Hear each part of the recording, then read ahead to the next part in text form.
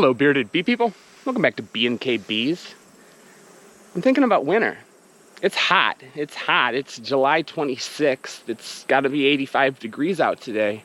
But I am thinking about winter more and more while I'm getting into these colonies because it's that time of year. I mean, it doesn't feel like it doesn't make sense to us humans to start thinking about winter in July, but it certainly does for these bees. And so I figured I would take a minute to chat about what I think about at this time of year as far as how my bees are going to get through this upcoming winter.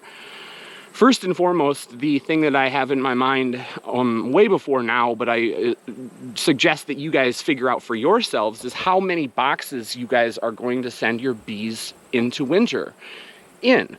How many boxes are your bees going to go through winter in?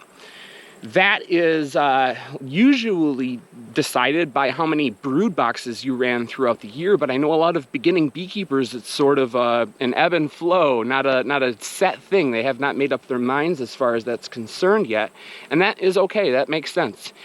Generally, though, I do think that people send too many boxes going into winter, so really try to decide on one or two.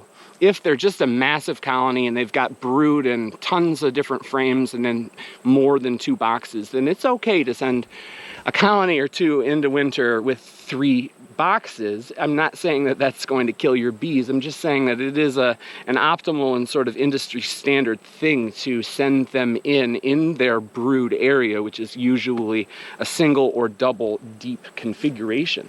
So yeah, figure that out. And when you're figuring that out, try to figure out how long do you think it will take for them to get that box assortment up to weight.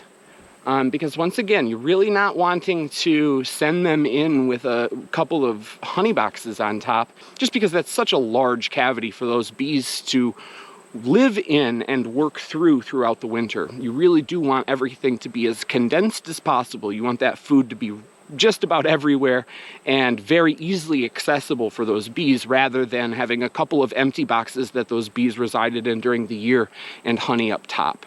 So figure out how many boxes you want going in. If you have had a single or double brood configuration throughout the year, I suggest you keeping that amount of boxes, that amount of space. And then make your decision on when to pull your honey boxes based on the current condition of those boxes. So I'm going to go into winter with 2 boxes. I'm going to go in with a single and a honey box on top.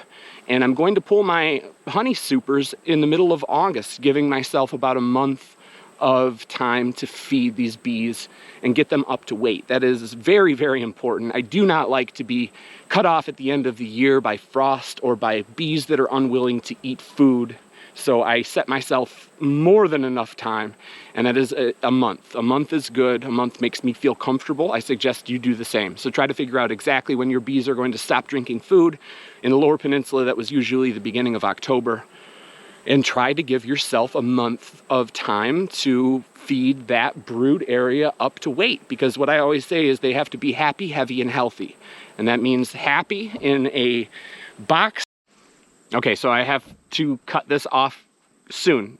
This camera is overheating. So they have to be happy, heavy, and healthy. And that means happy in a box or boxes that are well put together, propolized all together, weighted on the top, and facing the southern sun. You don't want any real big drafts running through that colony, and you don't want them to be caught in shade because that can just make what is already a difficult winter too difficult to overcome.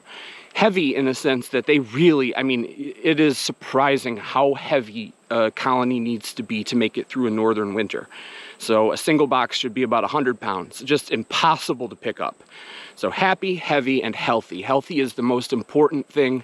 Healthy bees survive such crappy conditions. It is so surprising. Screened bottom boards, lids that flew off, bear attacks. If you take care of the mites before those winter bees are being created, you are going to send healthy, disease-free bees into winter, and those disease-free bees will surprise you all of the time. I mean, every single time you put a bee or a colony on the ground or in an adverse condition, if they're healthy, they're gonna come out of the winter saying, what? That was easy.